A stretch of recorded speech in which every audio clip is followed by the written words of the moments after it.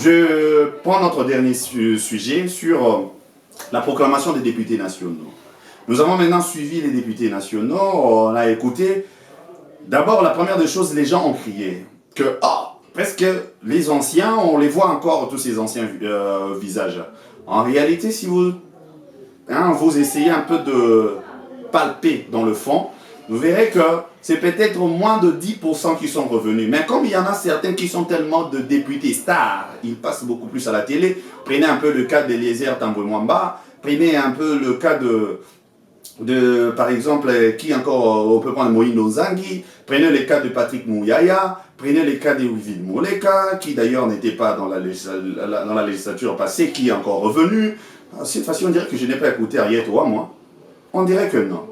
Donc, si on prend ce qui, de temps en temps, s'affiche, on prend des Mbosso, on prend des Bati, on prend des Vital Kamere, on prend des Julien Paluku. Quand on voit ce genre-là, on a l'impression comme si tout le Parlement était revenu. Non, le Parlement, c'est 500 députés. Cela représente une infime partie. Si vous voyez tous ces noms que vous connaissez là, vous remarquerez que ce n'est même pas 5% du Parlement. Ce n'est même pas 50 députés qui font le star. Qui jouent les stars tout le temps là. Non, non, non. C'est pas, ils ne font même pas, je peux dire, 5%. C'est pour cela, on peut comprendre que le Parlement, tel que c'est créé actuellement, les conditions, on les a vues. Si les gens pensent que, parce que des gens comme, par exemple, Peter Kazadi, qui seraient cités par certains, qui ont été lésés, comme des gens aussi qui devaient être sanctionnés, c'est pas comme ça que ça se passe. C'est pas parce que quand on t'attrape comme voleur, que tu cites n'importe qui, on prend ça à crédit. Non, c'est pas comme ça que ça se passe. Mais prenons seulement le cas. Peter Kazadi, on prend qui est Augustin Kabouya. Si pour ces deux-là, on dit ces choses-là, mais qu'est-ce qu'on dira maintenant de Guilin Nyembo, qui est directeur de cabinet, qui n'a pas du tout réussi, qui n'a pas été élu? Qu'est-ce qu'on dira de deux frères de la première dame? Je n'ai pas trop leur nom. Deux Nyakero ont échoué. D'ailleurs, il n'y a aucun Nyakero qui a réussi comme député. Si on enlevait cela, on ajoutait parmi les familles de présidents, je crois, cousine ou encore nièce, il y en a une encore qui a complètement échoué. Si on prend Jacques Yaboula, qui est gouverneur du Haut-Katanga, dans sa propre circonscription, qui a échoué et aucun de ses députés n'a réussi dans sa liste. Qu'est-ce qu'on dira de cela? Si on prend encore le cas de qui? On prend... Je ne compte même pas les invalidés. Je ne compte pas les invalidés. Vous avez vu combien de personnes, de gens de tête de MLC comme Daniel Mao, ne pas réussir. Donc ici, il y a à comprendre une chose, c'est que c'est les élections. Il y a des gens, chacun entretient sa base comme il peut. Des Patrick Mouyaya, la manière qu'ils entretiennent, vous savez, Bandal, c'est un style. Bandal, c'est un mode de vie. Et ce mode de vie-là, Patrick Mouyaya l'a compris. Pour toute la Funa, là, ce n'est que Bandal en réalité, principalement, qui fait élire normalement Patrick Mouyaya. Eliezer Tambwe-Mwamba, par exemple, son cas, c'est prévisible. Il est avec son opération, Pessa Moninga sourire, pas besoin d'entrer dans le fond, mais ça soulage tant soit peu certaines personnes. Et ça, c'est depuis des années et des années. La manière qu'il entretient, qu'il encadre ça, c'est de sa manière. Donc la stratégie est comme ça. Et je peux vous dire que l'UDPS, dans sa liste principale, a eu 69 députés.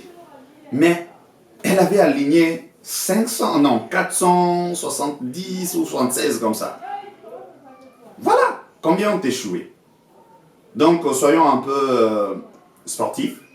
Bon, c'est pas le sport, mais soyons au moins étatiques. Soyons un peu des hommes et des femmes d'État.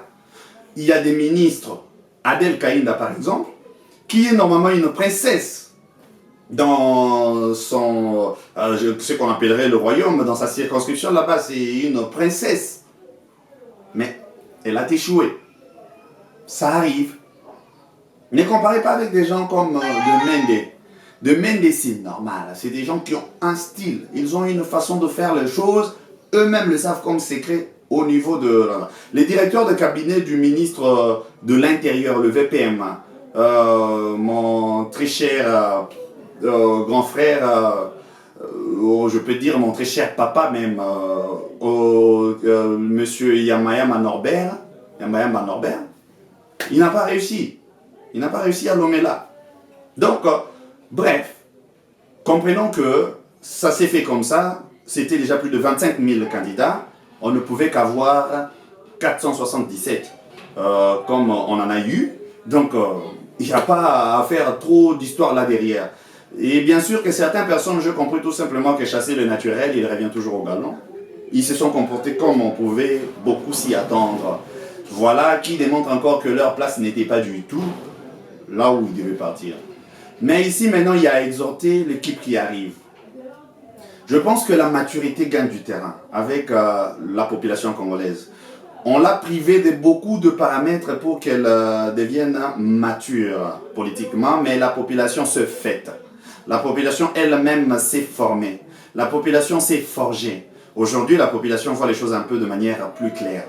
Je crois qu'après ce 4e cycle, le 5e cycle, ça ne sera plus la même chose. Le 6e cycle, encore moins. Donc, celui qui veut, dans l'avenir, devenir député, d'abord, il doit se préparer à tout. Il doit se préparer à la réussite comme à l'échec. Mais de l'autre côté, il doit se préparer aussi avec le discours qu'il faut, les stratégies qu'il faut. Parce que je ne pense pas du tout qu'aujourd'hui, nous avons vu combien les gens ont compté sur la tricherie qui marchait autrefois. Ça marchait, les gens avaient voté en 2018 avec leur machine à la maison, tous les caciques du RCC. Excusez, tous les caciques du RCC. Aujourd'hui, même ceux de l'UDPS qui ont pensé que ça marcherait pour eux dans ce sens-là, ils ont échoué. Des ministres en fonction, ils ont échoué. Avec cette matière, invalidée même. Aujourd'hui, l'opprobre sur eux. De gouverneurs en fonction, ils ont échoué. On a les conseillers des chefs de l'État qui ont échoué. D'autres cadres du parti au pouvoir ont échoué. Et encore d'autres caciques de l'Union sacrée. La majeure partie, c'est beaucoup plus ça. Les lésés sont plus ceux-là. Donc, pour dire que si ça n'a pas marché aujourd'hui, ne vous y attendez pas que ça revienne. Je sais qu'il y a dans ce pays ce qu'on appelle un peu... Je ne sais pas, il y a des ballons d'essai de temps en temps. On a envie aussi, nous qui sommes un peu à un certain niveau au niveau des institutions, on voit que quand l'année commence comme ça, 2024, il y a des gens déjà qui viennent avec des dossiers tels que vous leur avez dit de faire, en 2023. Après le début de l'année, ils essayent un peu de faire déjà un peu plus. Ils essayent de revenir avec de mauvaises habitudes. Question de se dire que est-ce qu'ils ont relâché un truc genre comme ça. Il ne faut pas y compter. La République avance, il faut aussi avancer dans les idées. C'est pour cela. Nous serons aussi des contributeurs d'élever un peu ce débat-là pour que les gens arrivent à un certain niveau de compréhension, un certain niveau de savoir-faire, et ainsi nous allons faire face à plusieurs défis. C'est vrai que quand on parle comme ça, le souhait serait tellement d'en faire plus, d'apporter notre écoute tel que nous le faisons avec les vidéos comme ça, mais au niveau des institutions. Mais ça, Dieu le décidera. On n'a pas besoin que pour que nos idées vivent, il faut que nous-mêmes nous soyons aux affaires. Non, nous ne sommes pas comme ça. Comme j'avais dit, les 3 catégories des l'UDPS, des gens qui s'aiment eux-mêmes, qui aiment Fachi et d'autres qui aiment UDPS de par ses valeurs. Donc, on n'a pas besoin que ce soit vous pour que ce soit nous, pour que ce soit bien. Donc, on donnera de nos idées comme ça. Ceux qui pourront le suivre, on sera dans les fonds, dans le détail. Ça, je fais un peu de générique comme ça, avant que le chef de l'État prenne vraiment les choses et que les institutions reprennent. Et à partir de là, nous commencerons à analyser les choses froidement, de telle sorte à faire avancer les choses. C'est que nous écouterons, ceux qui pourront tirer un peu de substance dans ce que nous disons. En tout cas, ça sera que pour le bien de tous. Alors, cela dit, nous souhaitons bon mandat. Non seulement au chef de l'État, mais à tous ceux qui vont former maintenant notre appareil législatif national. Nous attendons aussi pour ceux des assemblées provinciales, le résultat aussi parce que ça va définir carrément la gestion des provinces. Nous attendons aussi ceux-là, et ceux qui seront des heureux élus, bravo. Nous allons aussi attendre encore les résultats des conseils communaux, parce qu'à ce niveau-là aussi, ça va définir la gestion des entités territoriales décentralisées. Parce que, vous savez, les conseillers communaux, eux, auront à élire encore non seulement de bourgmestres, Ils vont aussi élire encore de conseillers urbains. Donc, dans ce cas-là, nous attendons aussi ces résultats-là. C'est très important pour que l'appareil affiche au complet. Je vais atterrir pour dire ceux qui pensent que tous ces niveaux-là d'élection ou encore des assemblées seraient un alourdissement de la charge tout simplement des institutions pour freiner aussi le développement. C'est faux complètement.